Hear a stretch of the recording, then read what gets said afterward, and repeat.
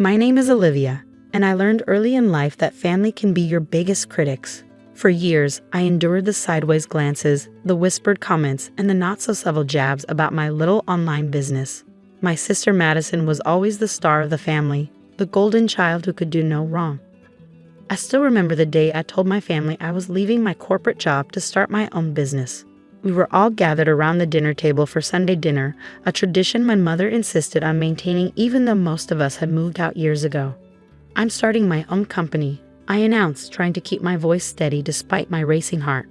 "An e-commerce platform specializing in sustainable home goods." The silence that followed was deafening. My father's fork stopped midway to his mouth. My mother's smile froze, then slowly melted into a concerned frown. "But Madison?" She burst out laughing. "An online shop? Seriously, Olivia?" She wiped tears of mirth from her eyes. "You're leaving your six-figure job at Goldman Sachs to sell eco-friendly soap on the internet." "It's more than just soap," I started to explain, but Madison was already talking over me. "God, this is just like when you thought you could be a professional photographer in high school," she smirked. "Remember that disaster?" Of course I remembered. Madison had never let me forget how I'd spent my savings on a professional camera, only to have my small photography business fizzle out after a few months. But this was different. I had a plan, market research, and most importantly, a vision. My father cleared his throat.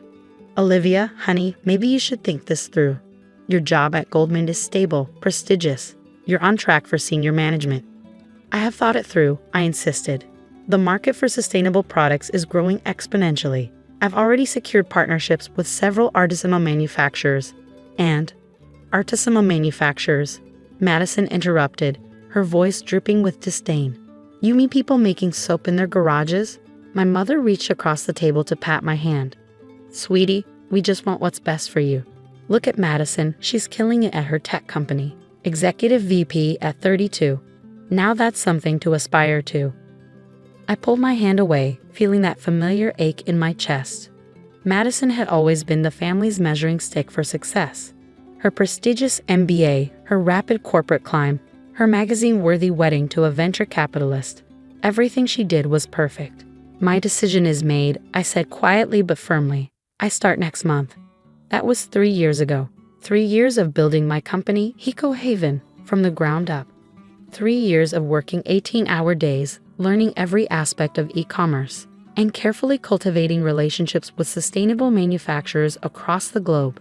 3 years of enduring my family's constant judgment and Madison's mockery. What they didn't know was that Eco Haven wasn't just an online shop. Behind the scenes, I had built a sophisticated platform that connected eco-conscious consumers with verified sustainable producers. We didn't just sell products. We created a marketplace that revolutionized how people bought and sold sustainable goods. But I kept that part quiet. Let them think I was just selling soap. Every family gathering became an exercise in restraint. Madison would inevitably steer the conversation toward her latest achievement, a major merger she was overseeing, a new office opening in Singapore, the tech magazine that featured her as one of 30 under 35 to watch. "How's your little shop doing, Olivia?" she asked, her voice sweet with fake concern. "Still managing to keep the lights on?" I'd smile and give vague answers about steady growth and expanding product lines. Meanwhile, I was closing deals with major retailers, developing proprietary software for supply chain verification, and quietly buying up smaller competitors. Last month's Sunday dinner was no different.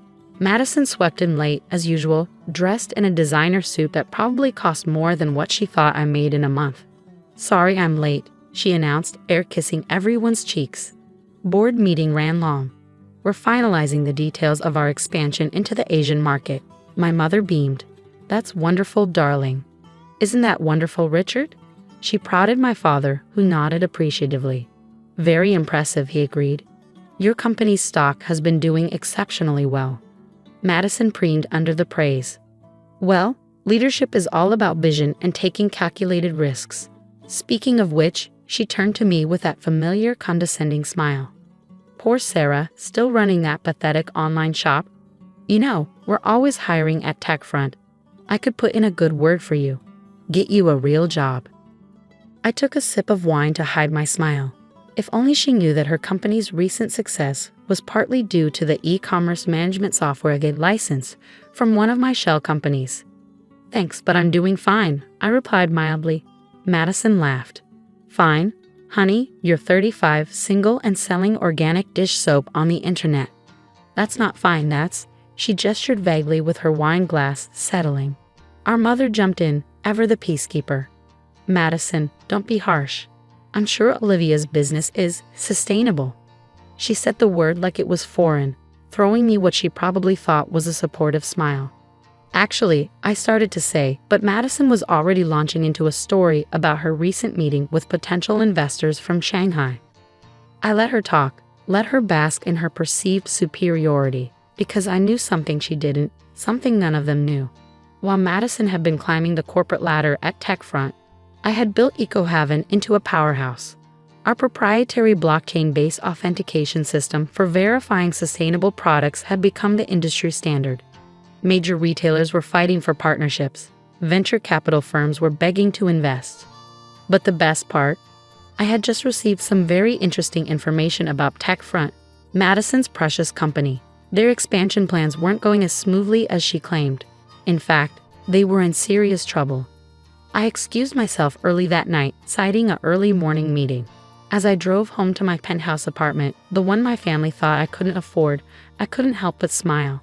Madison's carefully constructed world was about to crumble, and she had no idea. Little did I know that in just 2 weeks, my sister would be standing in my office, her designer mascara running down her face, begging for my help.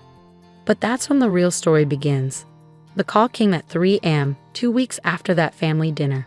I was still working, reviewing contracts for our expansion into European markets, when Madison's name flashed across my phone screen.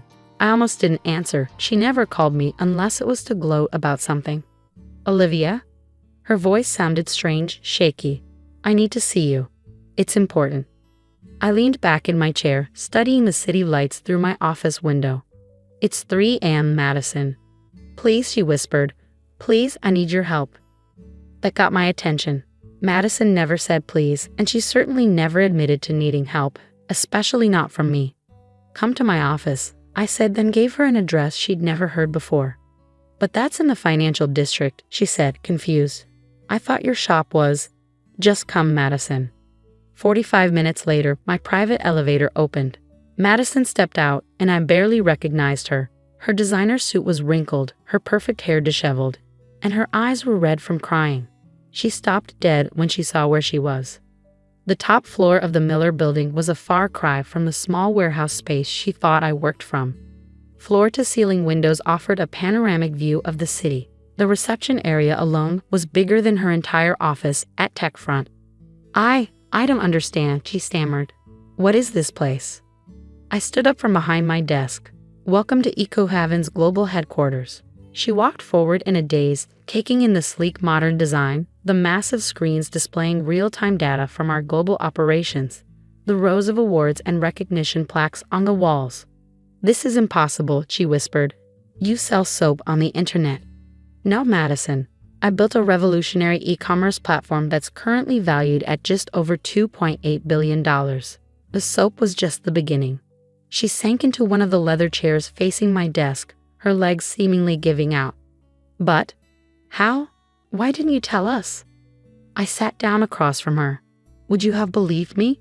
Or would you have mocked this too, like everything else I've ever tried to do? Tears spilled down her cheeks. Olivia, I'm so sorry. I need your help.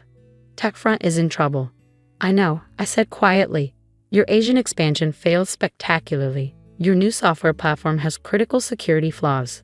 Your stocks are going to plummet when the market opens tomorrow morning. Her head snapped up. How do you know all that? Because I've been watching. I know about the corners you cut, the safety protocols you ignored, the financial reports you fudged. Did you really think nobody would notice? We can fix it, she said desperately. We just need time. And money. $10 million would be enough to patch the security holes and keep us afloat until we can recover. I opened my laptop and turned it to face her. On the screen was her company's complete financial situation, far worse than even she knew. 10 million wouldn't even begin to fix this, Madison. Your company needs closer to 50 million to survive. And that's assuming you can rebuild your entire security infrastructure in less than a month. She stared at the screen, her face growing paler. How do you have these numbers? Even I haven't seen some of these reports. Because 3 months ago, when I saw what was coming, I started buying TechFront shares through various shell companies. I currently own 18% of your company. Madison's hands began to shake. Why? Why would you do that? I stood up and walked to the window, looking out at the city I'd quietly conquered while they all underestimated me. Because sometimes the best lessons come from our biggest failures. You needed to fail, Madison. You needed to understand that success isn't about titles or magazine covers or impressing our parents. It's about building something real, something that lasts. Please, she whispered. Please help me. I'll lose everything. I turned back to her. No, you'll lose your title, your corner office, and your inflated sense of superiority. But you won't lose everything. In fact, you might gain something more valuable, humility. What are you going to do? I sat back down, folding my hands on my desk. Tomorrow morning, EcoHaven will announce its acquisition of TechFront. We'll absorb your company, fix the security issues, and restructure the entire operation. Your shareholders will get a fair price for their stocks, and your employees will keep their jobs. Hope flickered in her eyes. And me? You'll step down as Executive VP. If you want, I'll give you an entry-level position in our product development team. You'll start at the bottom, just like I did. No special treatment, no shortcuts. Entry level, she gasped. But I have an MBA from Harvard. And I built a billion-dollar company while you were mocking me at family dinners, I replied calmly. Your choice, Madison. Take the job or walk away. She was quiet for a long moment, tears streaming down her face. Finally, she nodded. I'll take the job. Good. One more thing, you'll tell our parents yourself. About TechFront's failure, about my success. All of it. No more pretending. The next Sunday dinner was very different. Madison sat quietly while I presented my parents with the truth about EcoHaven. My mother cried, apologizing over and over for doubting me. My father kept shaking his head, muttering about how he should have seen it. But the best moment came weeks later, when I visited our product development department. There was Madison, without her designer suits and perfect makeup, working alongside people she would have looked down on just months ago.